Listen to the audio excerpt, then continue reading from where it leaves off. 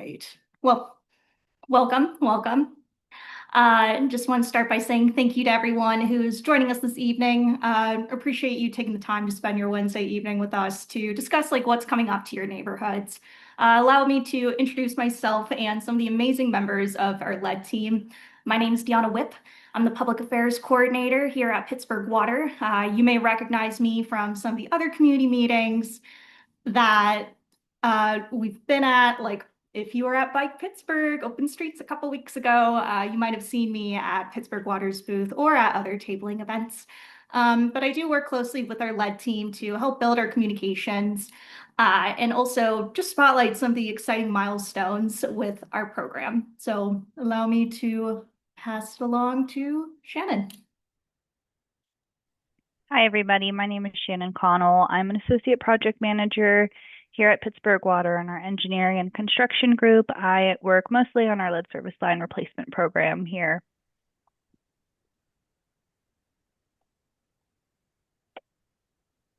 Good evening, everybody. My name is Dan Duffy. I'm a consultant to Pittsburgh Water and working on the lead service line replacement program. Good evening, everyone. My name is Tasha Butler. I am the liaison for the lead department. I'm one of the representatives that will be meeting with you guys during this time of the replacements. Alrighty, excellent. So let's dive into it. So for today's meeting, members from Pittsburgh Water's lead team, we're going to provide an overview of the project, what residents can expect before, during, after construction. And today's discussion is going to include a walkthrough of the project initiation, including the agreement packet and coordination meeting, inspection of existing service lines, installation of the new service lines, and restoration activities.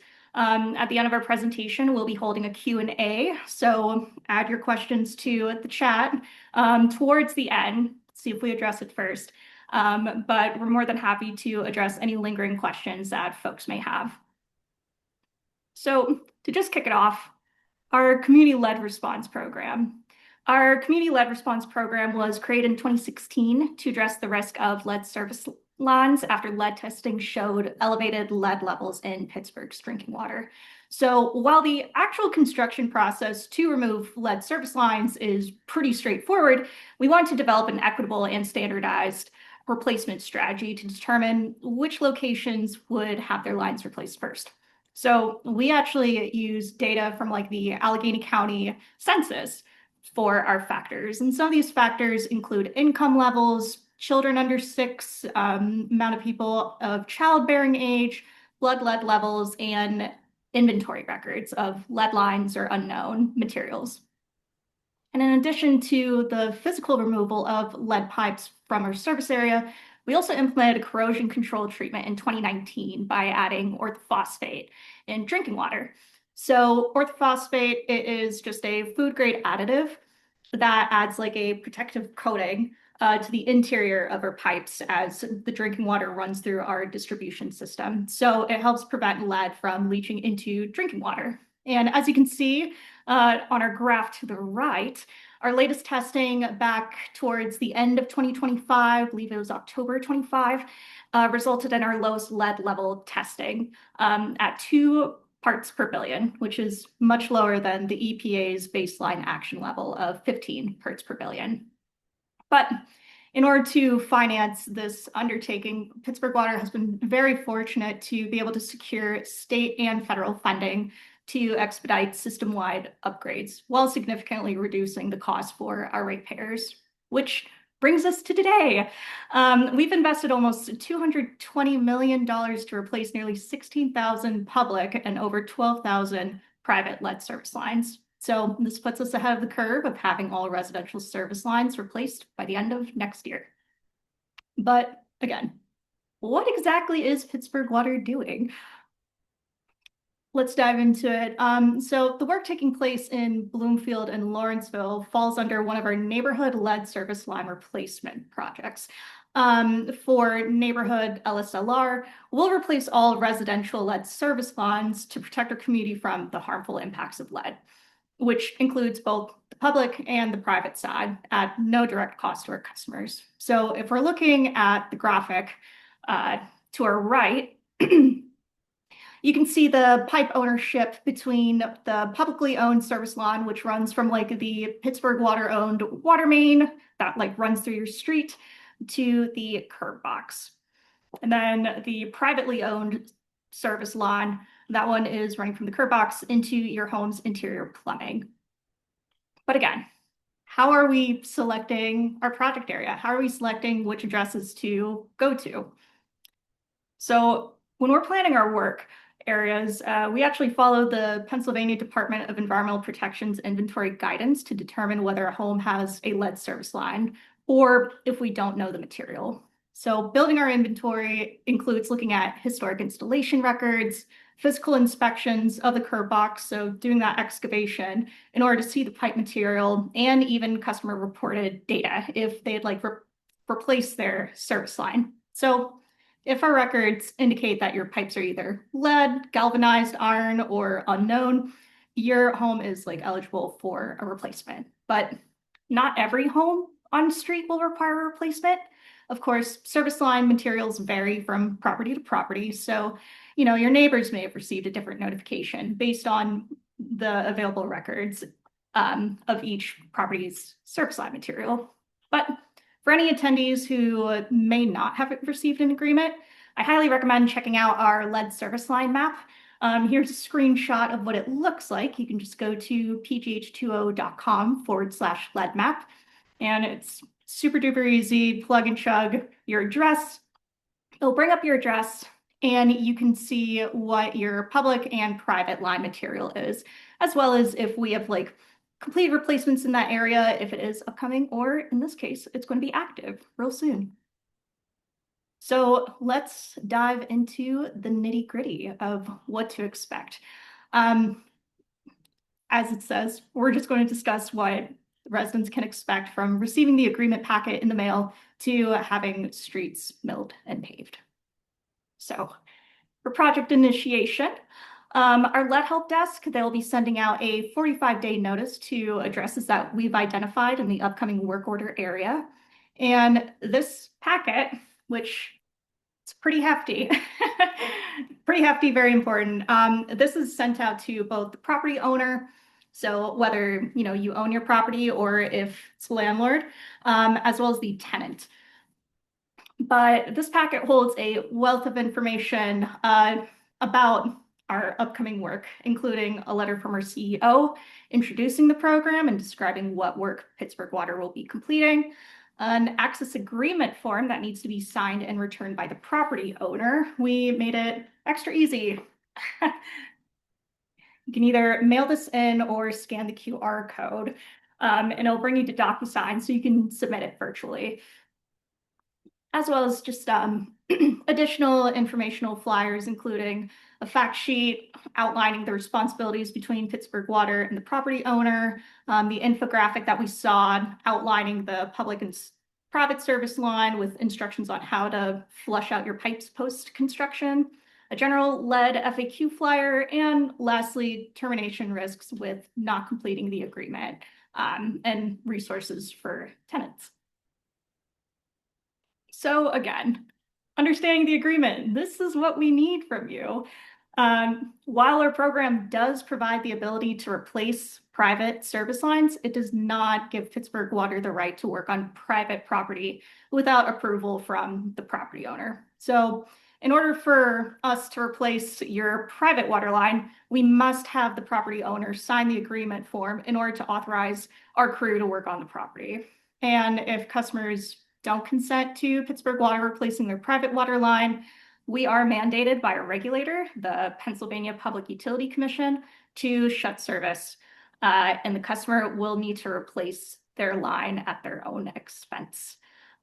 We'll be jumping more into the termination policy in the following slides, but I will pass it on to Shannon to break down the generals between our responsibilities as Pittsburgh Water and as the property owner.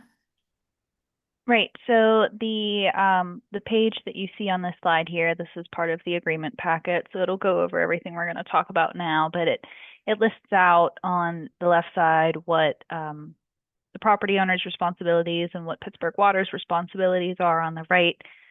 For Pittsburgh Water, we're going to replace the service line from either the water main to the curb stop if it's lead or galvanized iron on the public side that we own, and then if there's also lead on the private portion of the service line that the property owner would own, if it's lead or galvanized iron on that side, we'll also replace the lead to the water meter, or at least to a point within a foot out of the outer foundation wall in the scenario that the meter is located in the meter pit outside. We will also backfill any excavation from the curb stop to the property, and we will make interior plumbing modifications. These are required by the Allegheny County Health Department if we do need to replace that private side of the service line. And then for the property owner, we ask that you provide a safe and accessible area for our contractor to work if we do need to access private property.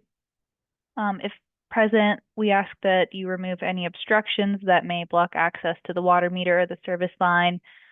For example, if there is a finished basement where the service line or the water meter comes into the property, and we need to be able to access that infrastructure in order to complete the private replacement if there is lead on the private side of the service line. So we'll come to a coordination meeting with you in advance of any of this work occurring, and we'll discuss those specifics and what would need to be moved or made accessible for us. Also, if any private property is disturbed during the replacement, the property owner will be responsible for that restoration. And then following a service line replacement, whether it's a public only, a private only, or a full public and private service line replacement, we will send out a sampling kit about 3 to 6 months following the replacement of the service line. And we just ask that you follow the sampling procedures that are in the instructions of that kit that will get mailed out to you. It'll tell you how to sample the tap water following the replacement, and there is a postage return box for you to send those back to us, and our contracted lab will analyze those samples, and we would get back to you for that.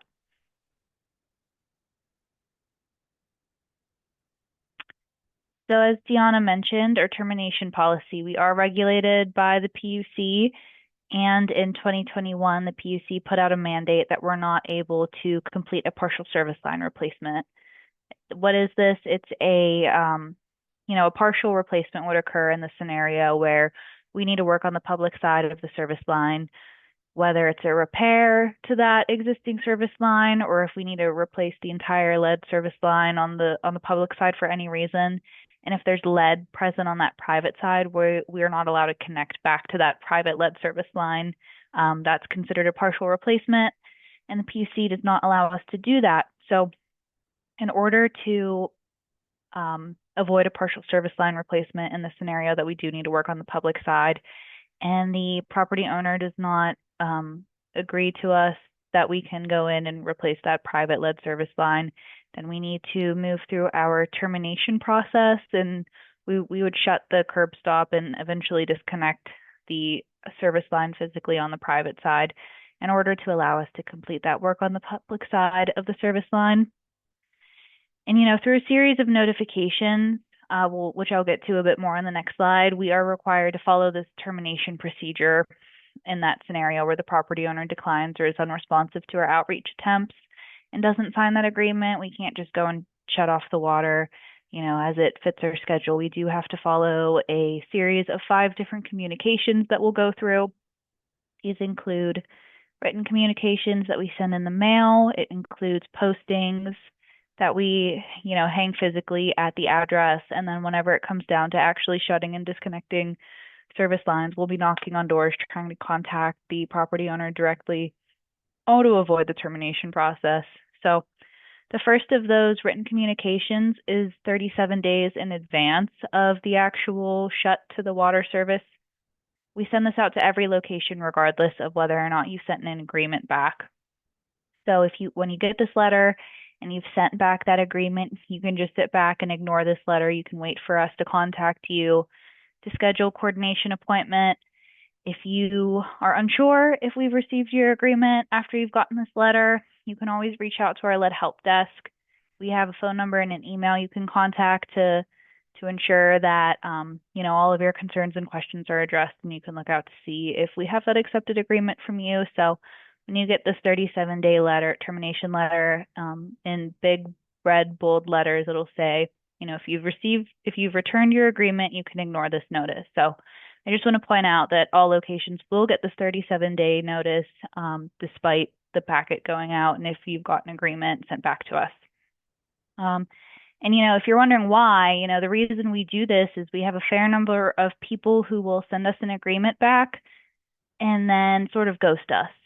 So whenever it comes down to actually needing to replace that service line, and our contractor is reaching out to the customer and we just can't get in contact, then it just doesn't allow the contractor to do the work that they need to do on your street. And this delays all sorts of things.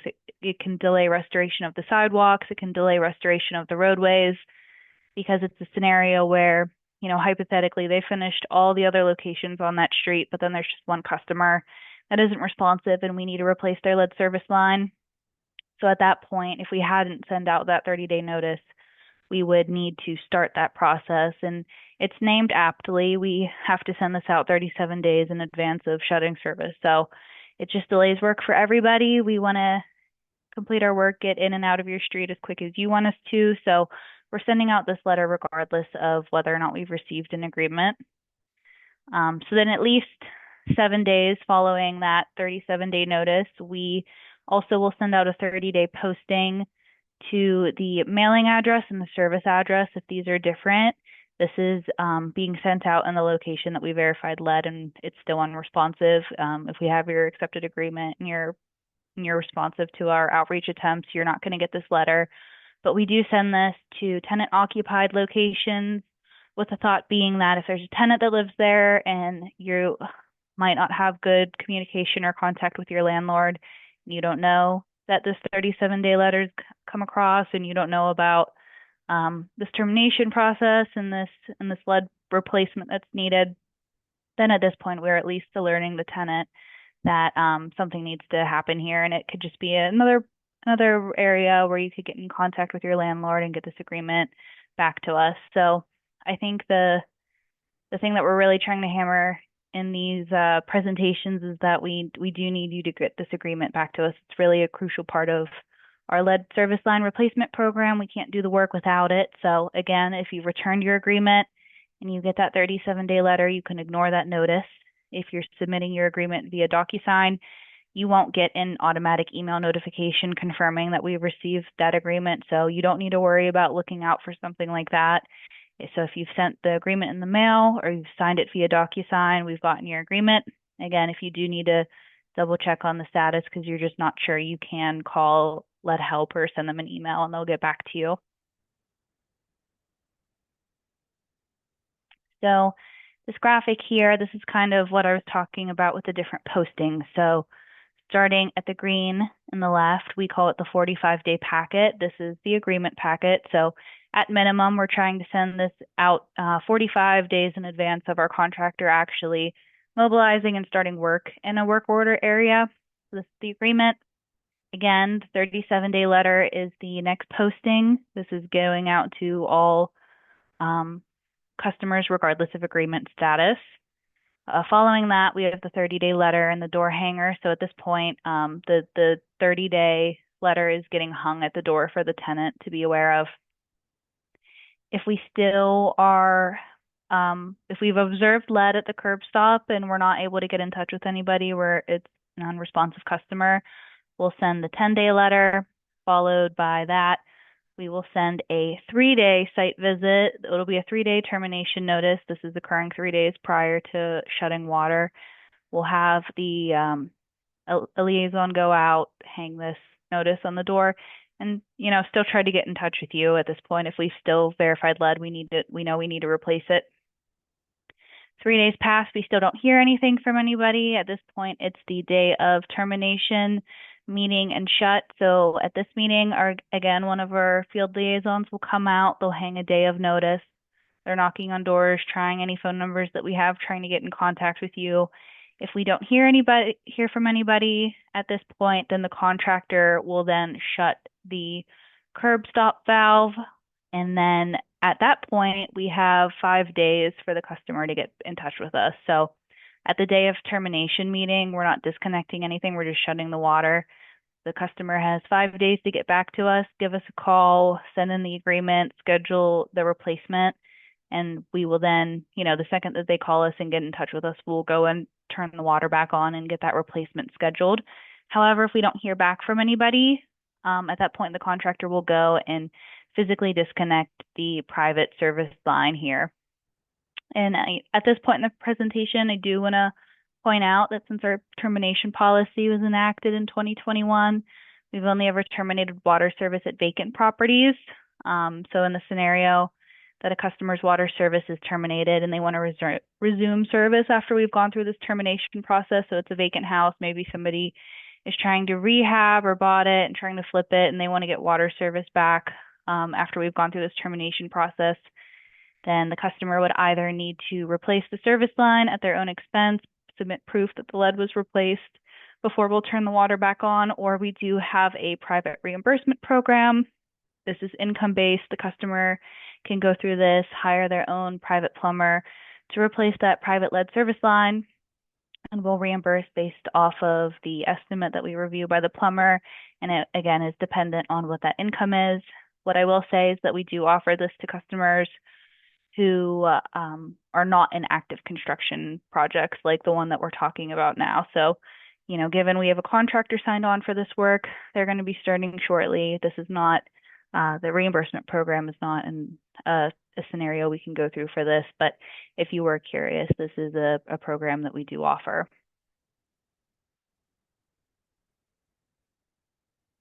So, once you've signed your agreement, the next time you're going to hear back from us is when we call you to schedule a coordination appointment. So we have one of our employees who is a field liaison, Tasha, here on the call with us, also shown on the screen. She might be one of our liaisons that you will meet at one of these coordination appointments, though we do have a couple. So at this appointment, Tasha or another field liaison will come out to your property with the contractor that is completing the work. We're going to meet with you. We will go into the basement where the service line comes into your property. The first thing that they're looking to do is observe where the service line material, what it is as it comes through your wall. So whenever we do these lead replacement programs, we are required to do visual observations to determine the service line material. And we need to put eyes on your service line in 3 locations. 2 of them are out at the curb stop. Typically, this is located in the sidewalk. This is where we'll dig and try to verify it there. And then the 3rd location where we need to observe is as it comes into your property and your house. So we've had some situations in the past where we've dug up the sidewalk and we verified copper or non-lead on either side of the curb box, but when we go inside the house, sometimes we found lead present at the meter. So we just want to make sure that we're getting all of the lead that's in our system, and getting all 3 points of that observation allows us to do so. So that's the first thing they're going to look at the coordination appointment. The contractor is also going to look at your individual specific property. Every house in Pittsburgh is different. Everybody has a different basement. So we're going to look at your specific site. We're going to look at, do you have a finished basement? Again, is there a wall over the meter or the service line? In that situation, we would ask that you provide us access prior to doing any work to complete that job. Again, we're not going to tell you to start moving things or making things accessible before we know that you have lead, because we don't want you to have to do that disturbance if it's non-lead on the private side. So these are things that we'll talk about, that if we do verify lead on the private side, you'll know that these need to be done prior to us completing the replacement. The contractor is going to look at other things such as retaining walls. We use a trenchless service line replacement technology at about 98% of the locations that we work at. So the contractor is looking to see, is this trenchless technology going to be successful at your property? Most of the properties where we use this trenchless technology is from the sidewalk to the inside of the house. There's no disturbance along the way. So the goal is to do that at as many properties as we can. They'll look at things such as retaining walls, stairs, porches, see if there's any concerns before the work occurs. For example, we've come across some retaining walls. They're halfway leaning down already prior to us doing any work.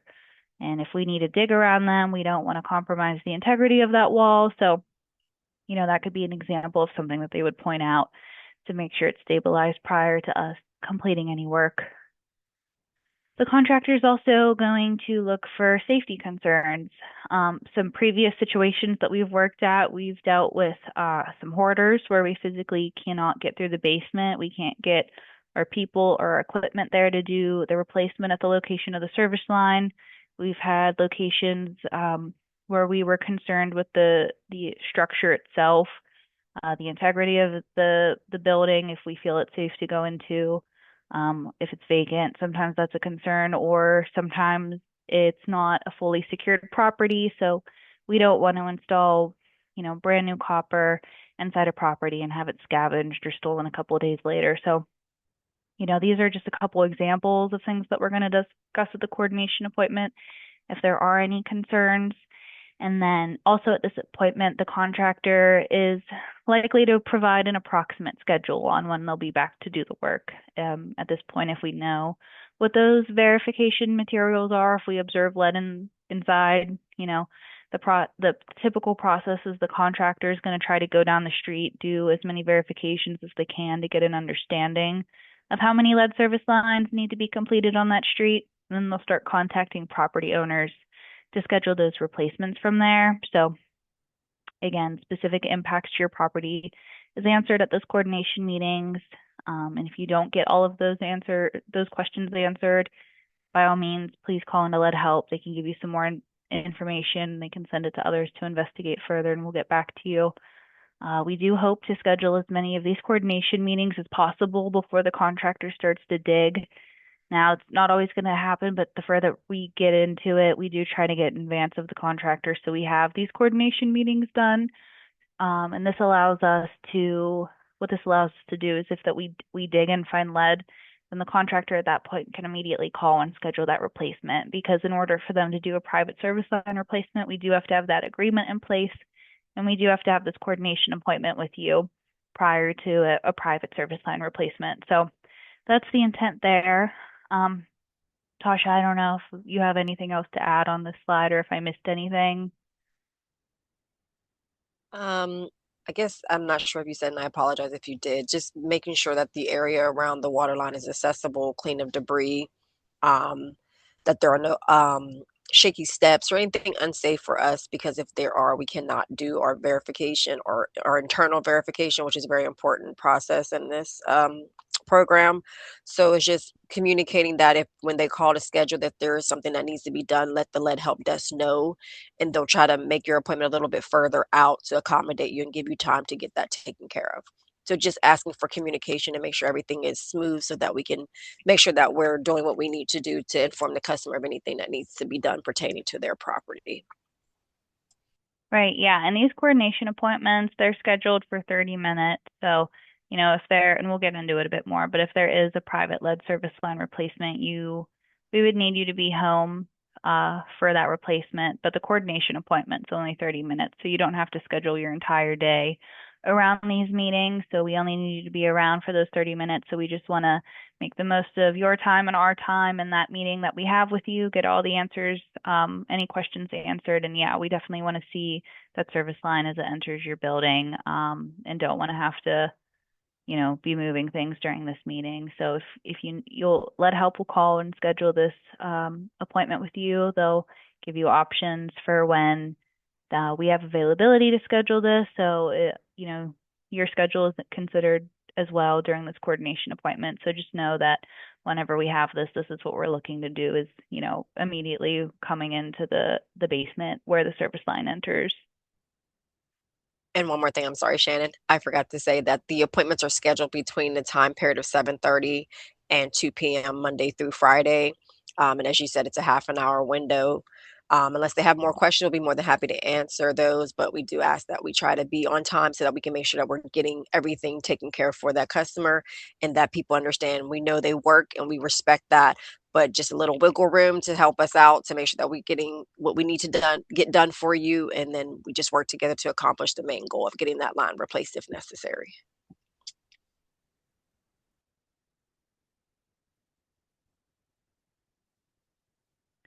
Alrighty, so moving into inspecting the service line. So as I mentioned a couple times, was our curb stop, the shutoff valve, the curb box, all of these are in the same location. It's typically in the sidewalk in the scenarios where, most oftentimes our water main is in the street. So that shutoff valve will be in the sidewalk with a little box leading down to that valve. So the first step in actually doing any type of digging is verifying the service line materials at the location of that curb box. So the contractor will try to go down to the street, all the locations that are included in the work order, they'll first verify them. They'll dig down to expose the service line, and they will expose 24 inches on either side of that curb stop, so a full 48 inches in total, so that they can wipe that pipe clean and clearly identify what those materials are. Following that material verification, our construction inspectors that are out there with the contractors, they will leave a door hanger behind where they'll tell you what the materials are on both the public and the private side. It'll say whether there's lead or not. So, if you get this door hanger and it's non-lead on both sides, we've been inside your house already at a coordination appointment. We've also verified it's copper, non-lead inside as well, then we would be done at your location. So at that point, contractor will backfill the sidewalk or the location of the curb stop, and they'll just move on. If there's lead, we'll get into the replacement procedures next. But typically, like I said, this curb stop is usually in the sidewalk. So to access that, oftentimes they're just disturbing only one sidewalk pad to complete this work. In some scenarios, not necessarily in these neighborhoods, we don't see it too often. The water main could be in the sidewalk area, and that would push the curb stop into maybe a lawn area. So, in that scenario, we would just still dig down, follow the same process.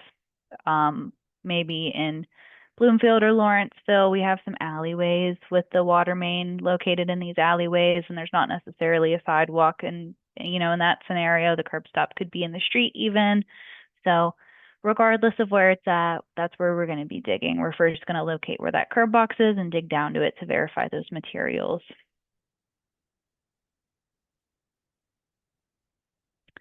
So once we verify lead on either the public or the private side of the service line, our crews will then start to schedule the replacement. So if there is lead only on the public side and we don't verify any lead on the private side, there's no lead inside, then the contractor will just go ahead and schedule that replacement at their own time. You will experience a disruption in water at that point, but you don't need to be home for it whenever they're replacing only the public side of the service line. They do, we'll put up another hanger, a door hanger, to let you know that, work is about to occur within 48 hours on your service line, so you can expect some disruptions in water service when we do have to replace public lead. If there is lead on the private side, at that point, we will contact you to schedule that private lead service line replacement. And this is, again, when we would need you to be at home for this replacement. Oftentimes, we're expecting these replacements to occur anywhere from, a half day to a full day, depending on the complexity of the site, depending on how long the service line is. So, you can expect that you wouldn't have water for about a day for this replacement. It shouldn't really take more than that, unless something happens to the water main and repairs needed to be made. And, if you're getting if your neighbor's getting their service line replaced and you're not getting yours replaced that day, their replacement shouldn't impact you. But again, if something does happen to the water main during that replacement, we might need to shut down the water main to complete any repairs or to fully replace that service line. So oftentimes you're only experiencing disruption to your water service when your service line's being replaced. If we do replace lead on the private side, we do have to get a permit with the Allegheny County Health Department, ACHD, their plumbing division. This requires us to have a licensed plumber to do the work. So ACHD, they require us to evaluate what that plumbing is inside the house. And the biggest thing that we're looking for is there a backflow preventer present on the property? So this just prevents water from flowing from your house back into the public water system. So if there's not one that's existing, we do need to install that. And then in order for us to install the backflow preventer, we have to make sure that there's an expansion tank present. So with your hot water, when water expands, it heats. So if you've got a backflow preventer without an expansion tank and the water expands, this could cause damage to your internal plumbing. So again, we have to then install the backflow preventer. We have to install the expansion tank. The last thing that we need to install to bring the plumbing up to code, if it's not already there, is a pressure regulating valve. It's pretty aptly named. It regulates pressure. So if water pressure is too high in the house, it can harm household plumbing. So this valve allows us to control what that pressure is in the service line. And oftentimes, if you have a lead service line feeding your property, it's typically a 5/8 inch diameter lead pipe, and we're replacing this with a 1-inch copper pipe. So if nothing else, sometimes we're improving water flow through the installation of this new service line. So that's one of the reasons that we're putting this pressure regulator valve in, so we don't increase the pressure too much during the service line replacement. Again, I mentioned this a couple times, but over 98% of the locations that we work at, we do utilize a trenchless excavation method. More often than not, we're pulling the new copper service line in place of the lead line. So there's a little video here on this slide. It just replaces it. You pull the lead out and the copper follows right behind. So you're not needing to dig any additional hole between the sidewalk and the street or the sidewalk and the house. The lead line pulls right in place of, or the copper line pulls right in place of that lead line. So that is typically how we're replacing our service lines. But again, at these coordination appointments, our contractor will tell you based off of your property how they think they'll replace it. If they can't pull the service line, there's another way to replace it trenchless. It's using a pneumatic mole. It uses air pressure to push a hole through the ground, and the copper follows right through that pneumatic mole. So that's another option to do a trenchless technology. If they don't think that will work, they'll let you know. At that point, they might need to open cut. But again, we're doing that at less than 2% of the locations that we work at, and our contractors are trying everything that they can to dig the least amount of holes as possible. So that's what you can expect for when we need to install a new service line on either the public or the private or both.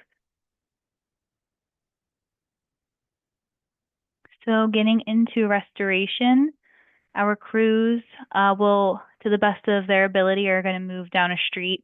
They'll do all of the service line verifications and replacements on that street, and then they'll try to follow up with restoration. So shown here in the picture on the left, this is following the verification and or service line replacement. So you can see they dug a hole in the sidewalk, and they've also dug a hole in the street. So when this happens, they do fill the sidewalk to grade with stone after the verification and replacement. And then if they dig in the sidewalk for a temporary restoration, they do backfill and lay down asphalt binder or cold patch. So this is just temporary restoration. They'll come back through and they'll restore the sidewalk. Obviously, this photo here, it's a brick sidewalk. If it's concrete, they'll pour the concrete. We're going to replace what's existing. So again, you can see there's the road base patch here in the street as well, and they follow up with the final mill and pave for the final street restoration. The construction contract is going to start later next month, and we expect it to begin early to mid-September. So because of that, we will likely complete most of the restoration in the springtime, but to the degree that we can get the streets done where we start in the fall, we will try to do as much restoration prior to DOMI's winter moratorium before that goes into place. So the City of Pittsburgh, the Department of Mobility and Infrastructure, they do not allow anybody to complete final restoration in the winter months when the temperatures get too cold. So the moratorium goes into effect November 1st. It lifts on March 31st. That being said, though, if the temps are warm enough, one of the DOMI inspectors will allow restoration work to occur. So we're going to try to do as much of the restoration that we can prior to temperatures getting too cold, but you could expect that the majority of our restoration work will follow in the spring of 2027 for this contract. And we can't pave an entire street until all the work is done on that street. So again, it's really crucial that you're getting these agreements back. We're scheduling the replacements. If you're talking to your neighbors, reach out to them, let them know, and they're part of the contract. Let them know what we're doing. Ask if they've gotten their agreements back, if they've gotten their replacement yet. So we just want to get in and out of everybody's neighborhood as quickly as we can. Sometimes, though, customer responsiveness is holding up our ability to restore things after the verification and replacement work is complete. So sometimes our best public outreach is our neighbors. So just keep in mind in the back of your head, agreement and coordination appointment throughout this whole project. So moving on to private property restoration, this is stated in the agreement. More information is on this, but it's just not the nature of our program to restore private property restoration.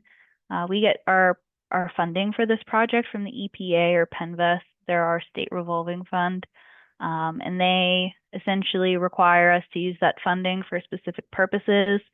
They limit us to where we can and where we can't use our funding, and one of those is private restoration. So as part of this program, we don't cover private restoration inside the house. Like I mentioned before, we'll tell you what we need access to if there is something obstructing our ability to complete the work. Outside, if there's an area between the curb box and the foundation that's disturbed, our contractors will backfill and level that area, but the property owner is responsible for restoration. Again, we're using that trenchless technology I mentioned at over 98% of the locations that we're working at. So we do intend on minimizing the impact as much as possible. However, things don't always go according to plan during construction. So it's just really important that we're scheduling these coordination meetings to discuss the replacement methods with the contractor, and they can discuss in advance what they think they can achieve given certain site constraints and what will and won't be restored if it does get disturbed during the replacement process. The only stipulation I'll say here is that if the contractor does damage something on private property, as part of our work, we do have construction inspectors on site with the contractors, and they are taking pictures throughout the entire process. So they'll come and take pictures of the sidewalk area and of the outside of the house before any work or any digging occurs. They take photos throughout all of the work occurring, and they take photos after the work is complete. So, I also encourage you to take your own photos of your house before work occurs. It's something I do at my own house when I know that work is occurring. So it's just to document existing conditions. We're doing it. We recommend you do it as well. And sometimes the existing conditions do have some damage. So our contractor's not going to restore or repair pre-existing damages, but if damages do occur during that work, these will be evaluated and addressed by the contractor.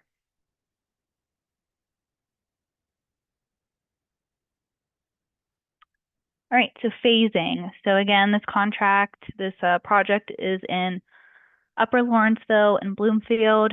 These neighborhoods are touching one another. They're really, really close. So we phased them in this way to allow for better utility coordination. We know of some Pittsburgh Water projects that are in this area. We also know of some other utilities that are working in the area.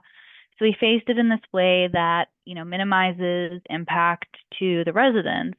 Obviously, construction is disruptive, so we want to be as non-disruptive as possible. So we phased it this way, starting in Bloomfield. Phase 1 is in blue. From there, we would move over to Lawrenceville, Phase 2, also shown in blue.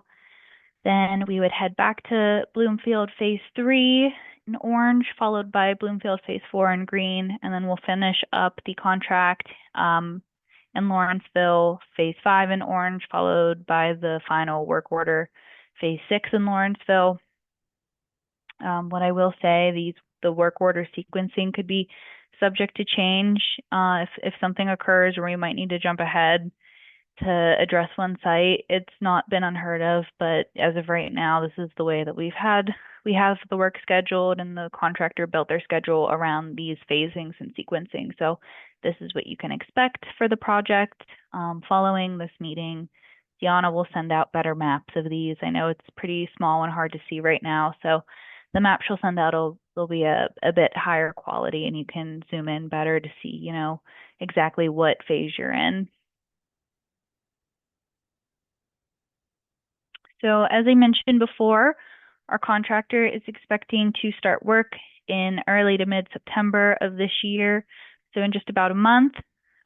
Given their current schedule at this point, we do expect each phase to take about 2 months.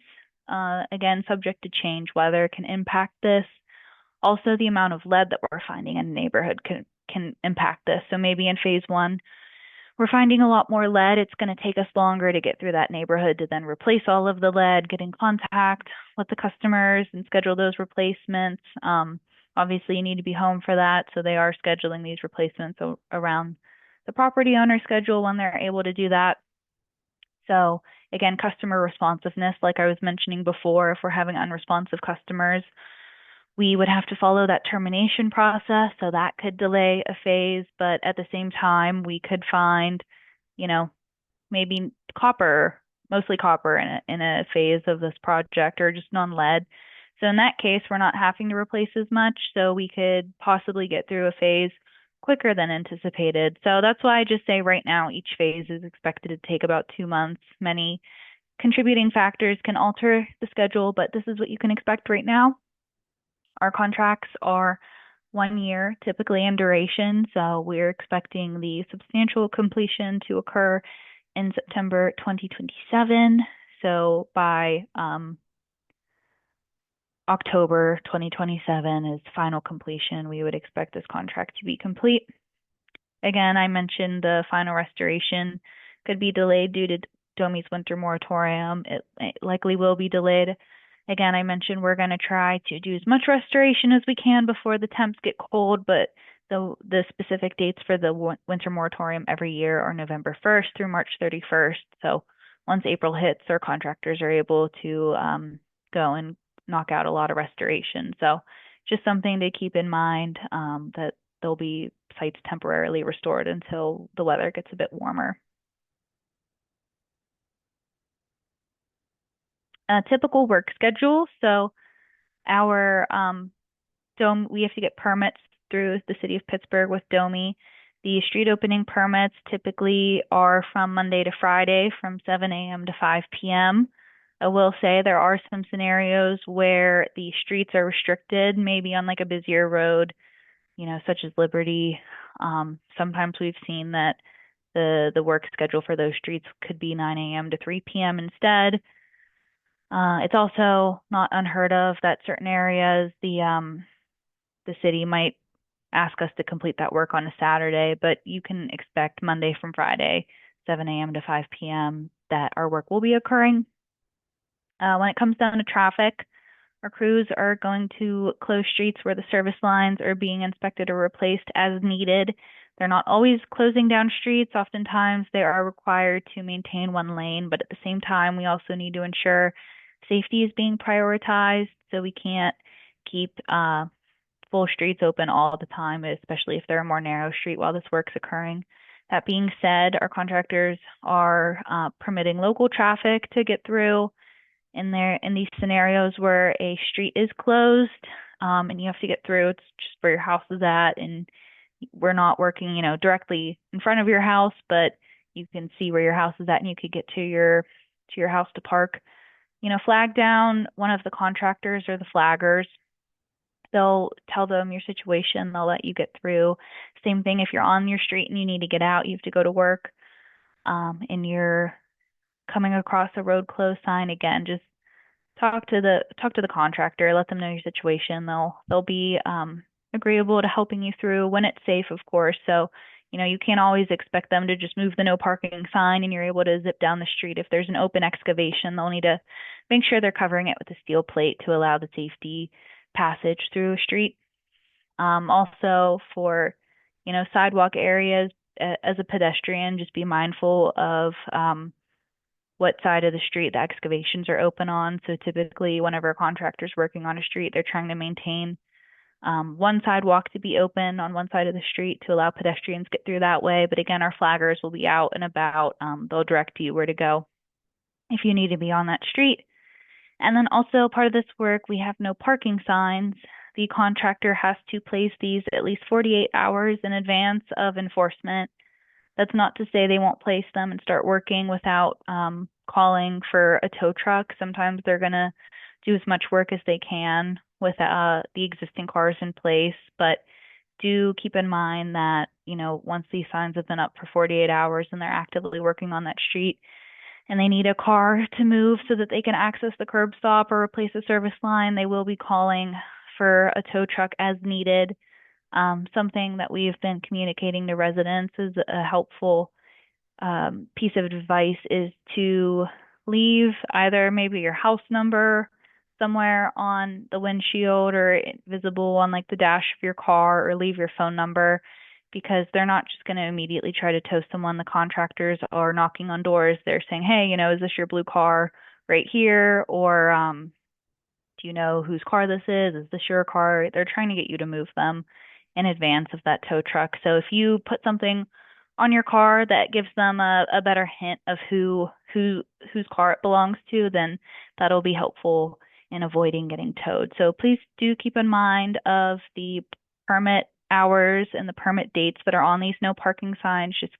Just keep an eye out for those.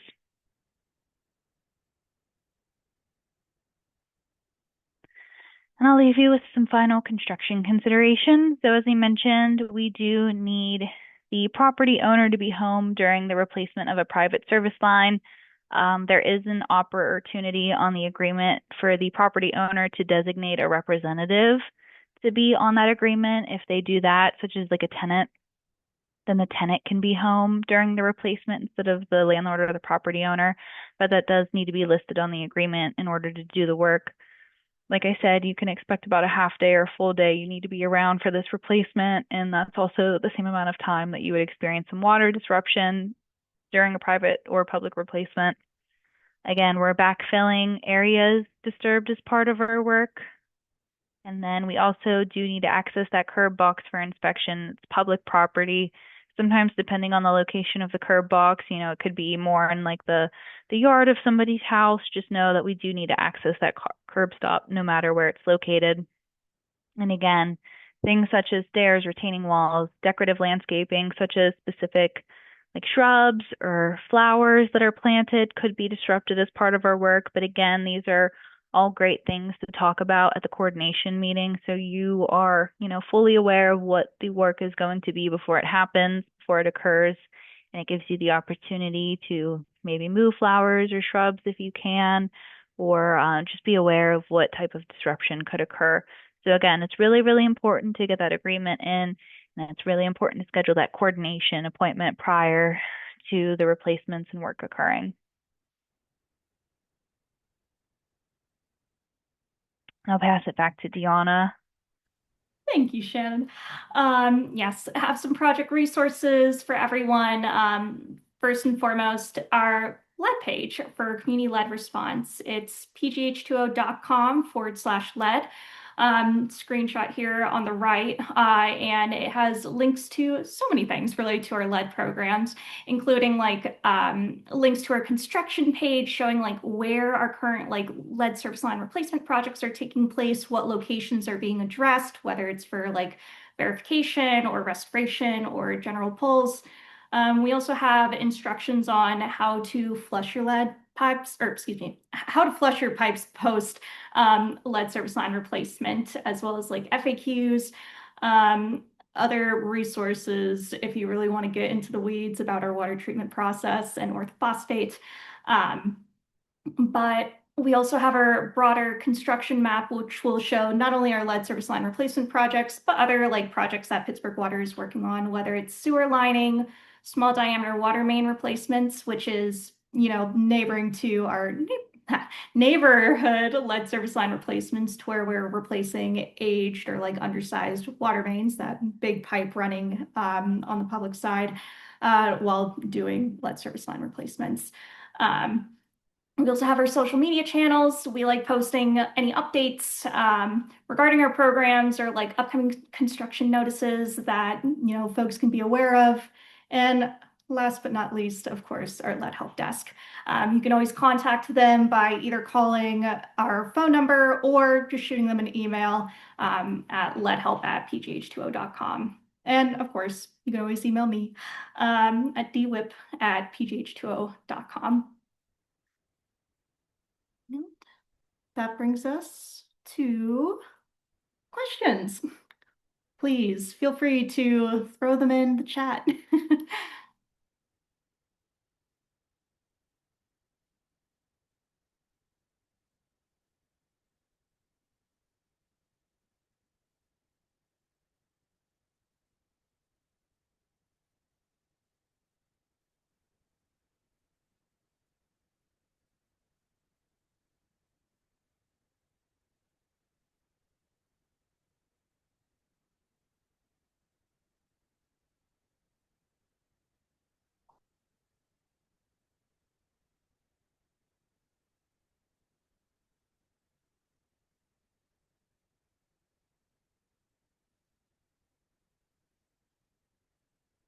Not seeing any questions so far.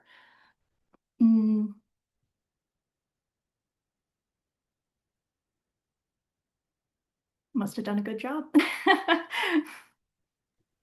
I see someone has a raised hand, Deanna. Oh, let's see. Yes. Let's see. I have electrical heating system in my sidewalk. Digging will be a problem. How to navigate that? Yeah, so I identify that during the coordination meeting to our liaison, whether it's Tasha or one of our other folks that do that. We do have some options for trying to work around that. But obviously we need to know it's there before we can implement those options. So please please make sure you point that out during the coordination appointment, and our contractor and field liaison will discuss those options with you. Our neighbors aren't sure if they got an agreement or think they disregarded because we had a previous replacement. What would you advise they do? I think the first step would be to take a look at the web map that Deanna identified at the pgh20.com/lead and see what our inventory shows. It may be that we didn't send an agreement out because our records show that there's not lead present, or we know that there's not lead present at that house.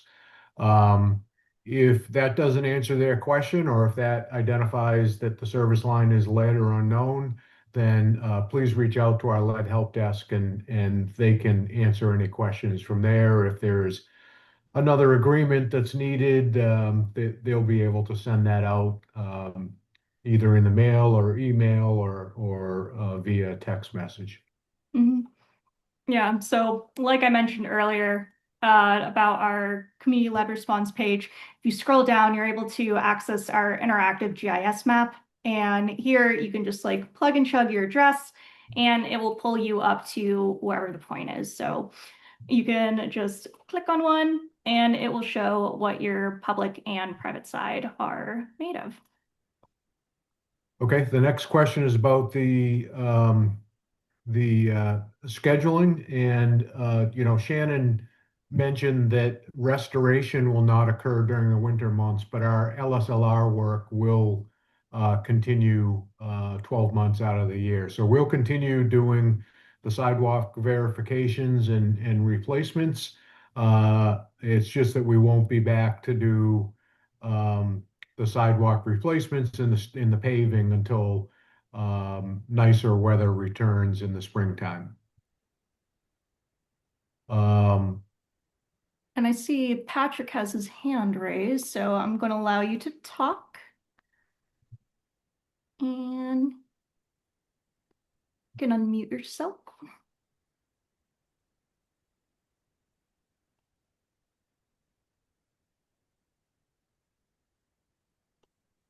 Patrick, would you like to ask your question?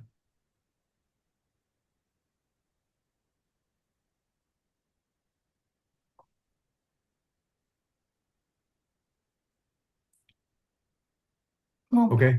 you can always I'll follow up with us. Yeah, I'll move on to the next one, which is the residential parking program suspended while streets are closed. Again, our contractors will go out and place typically cones where parking is not allowed during the work.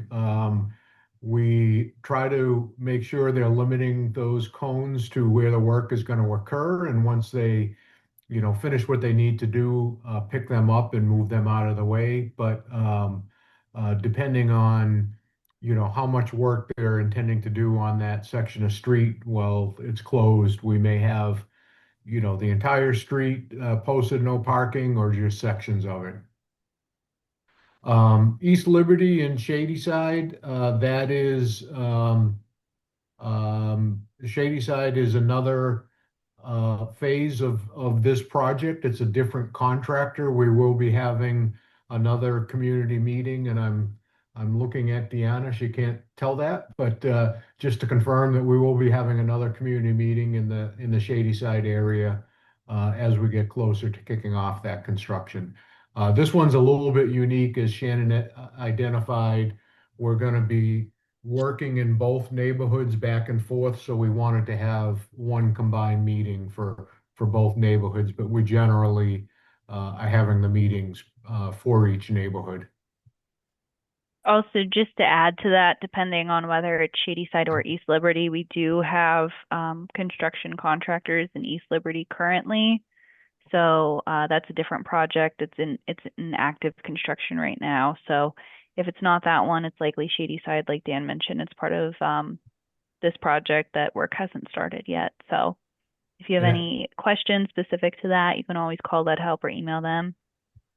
And I think the first part of Shady Side, if I remember correctly, is likely to start the beginning of 2027. There won't be any actual work in 2026. That's the current plans. Yep. And thank you, Rebecca, for sending over a link to GIS map. Here, I'll add that in the chat for everyone. Oh. Alrighty, and let's circle back to Patrick. You have the floor. Can you hear me? Yes, Okay. can hear you Oh, now. sorry. When I tried to do the chat thing, it said chat was disabled for attendees. So I had to do the raise hand thing, which I'd never done before. And then it turned out my microphone didn't have audio permissions. But back to the point. I thought you guys, on the map, it is listed unknown for my house on both sides. Okay. But you guys, I swore the water company tore up my street just 2 months ago. And did what sounded like all the work you guys were talking about of checking the city side of things. But and every other house around me is all listed as what the contents of their things are. But my house is not, even though my driveway got ripped up twice since March. If you could send us your address, send it to Deanna, and we can look into the specifics there and get back to you. I don't necessarily want you to put it on the chat here if you're not comfortable doing that, but if you could send it to Deanna, DWHIPP@pgh20.com, and we'll look into that and have somebody get back to you. I'm sorry, what was that email address again? I'll be sending a follow-up email to everyone who attended today to include our slides, better visuals of our maps. So you'll be seeing an email from me soon. So you can reply to that when you receive it. Okay, thank you. Yep.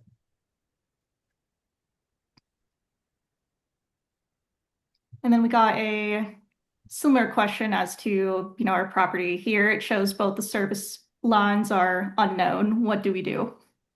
Yeah, so I just searched up the specific address. This is a commercial address listed in our system. We categorize it as commercial.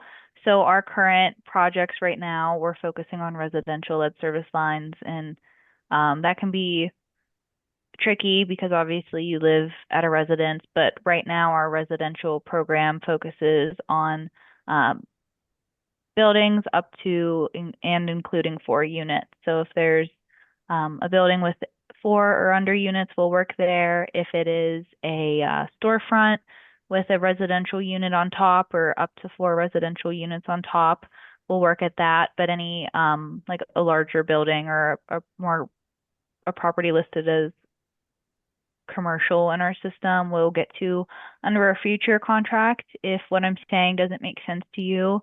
And because I'm not familiar with the building right now, if you wanted to, reach out to Lead Help, we can look at it further, trying to understand if you think that you should be in this program and are not right now. We can look into it further and get down to the bottom of that. And thank you, Adon, for flagging this. I referred to the Q&A section as chat. It is disabled. My apologies. Please use the Q&A button down below. It will be a little message box with a question mark that will allow you to type in your questions. Okay, yeah. So I'm seeing that address you just mentioned was an office building. So that's an example of a property that we need to still verify the service line materials, but that'll be under a future program. Once we tackle all of the residential lead service lines, we'll be back for the non-residential services.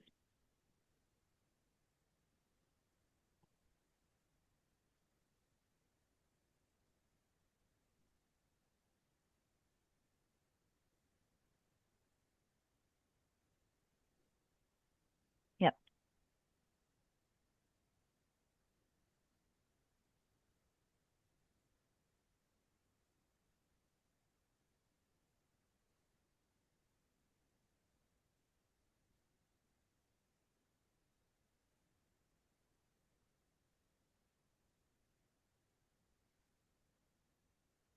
Trying to think of any other common questions that we get our way regarding our lead program.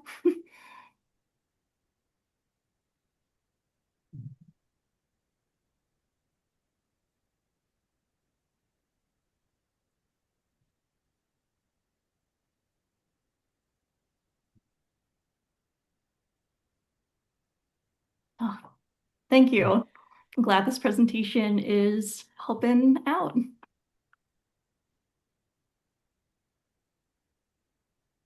All right, we got another question. As a disabled American under the American with Disabilities Act, as amended in 22008, what accommodations are provided? I I don't know if I have a specific answer to that question, but if there are things that we need to help you with associated with your disability, by all means, have that discussion during the coordination meeting. I know oftentimes handicap parking spaces are a concern to our customers. Making sure that um, if we need to block them off to get to our curb box, that we do our work as quickly as possible and we get the sidewalks restored as quickly as we can to allow wheelchair use and people with other assisted devices to be able to comfortably walk on the sidewalks. But I would suggest during that coordination appointment, have that discussion with our field liaison and the contractor, and we'll take it from there.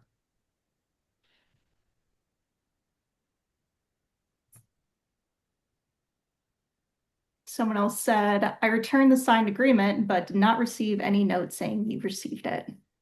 Yeah, that's correct. We don't necessarily get back to say we did receive it, but as we get closer to the construction start, our lead help folks will reach out to you because you did return it. They'll reach out to you to schedule the coordination appointment. If you didn't return it, they would also reach out to you, but they'd be reaching out looking for the agreement first before the appointment scheduled. If you're concerned and you want to make sure, by all means, give them a call and just they'll be happy to let you know that they have received it.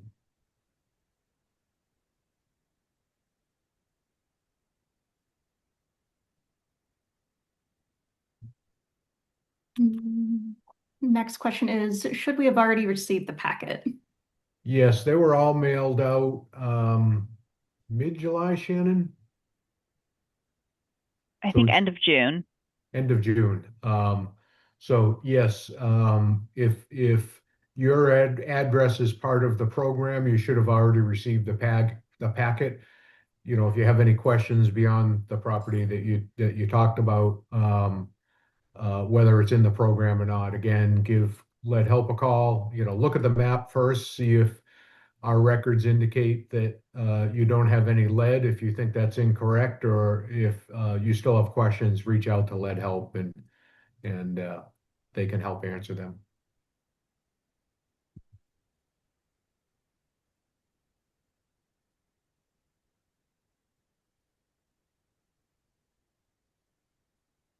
Yeah, I do want to reiterate, like our neighborhood lead service line replacement program is just for residential units, or 4 units or less. But as Shannon mentioned earlier, we'll be doing commercial for a future program. Um, yeah, uh, the question with all 5 phases, having received packets could be quite some time. That, you know, that's absolutely true. Um, We are looking at the potential of putting some schedule information on our website. So you'd have the ability to go on that and get a better understanding of when each of the phases will start. That is not in place now. That's something we're looking at. Again, if you do have questions as the project goes on, and you haven't received that phone call, you can reach out to Lead Help. I think as Shannon indicated, you know, we're expecting each of the phases to take about 2 months. You know, that's very subject to change based on how much lead we find, um, and um, and you know, how much work the contractor needs to do in each one of the phases. But just to give you a general sense of when we might be into that phase.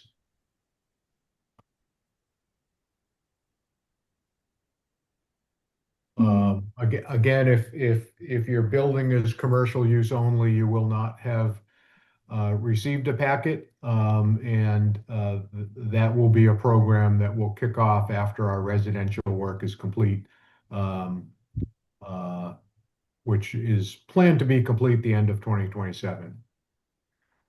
Um, Again, if you didn't receive an agreement and think based on what you observe on the web map that you should have, or if you don't have access to the web map, in either event, give our Lead Help folks a call and discuss your concerns with them, and they can help you with your specific address.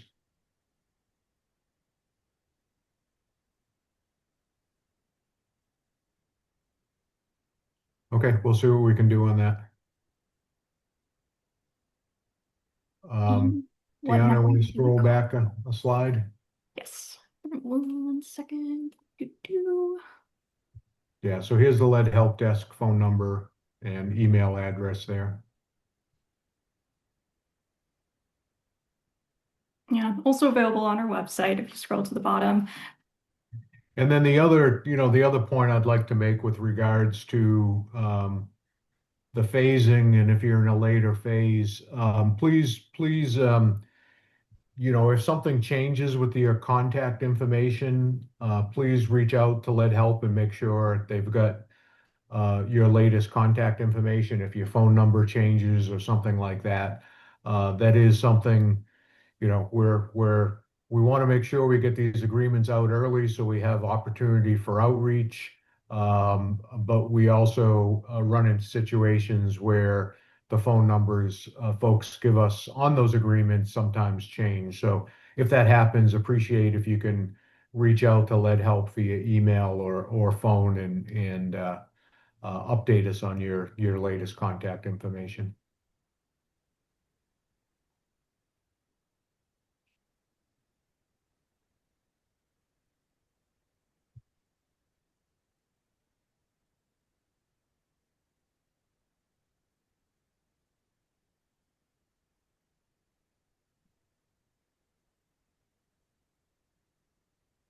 All right.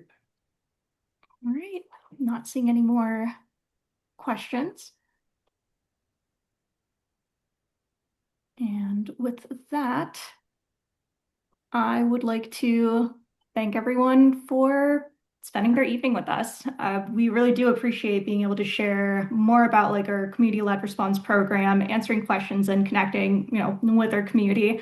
Regarding any sort of like construction concerns, questions, like we want to get the lead out and, we're doing this to improve our water system, our water quality, and like protect public health. So thank you to everyone who attended tonight.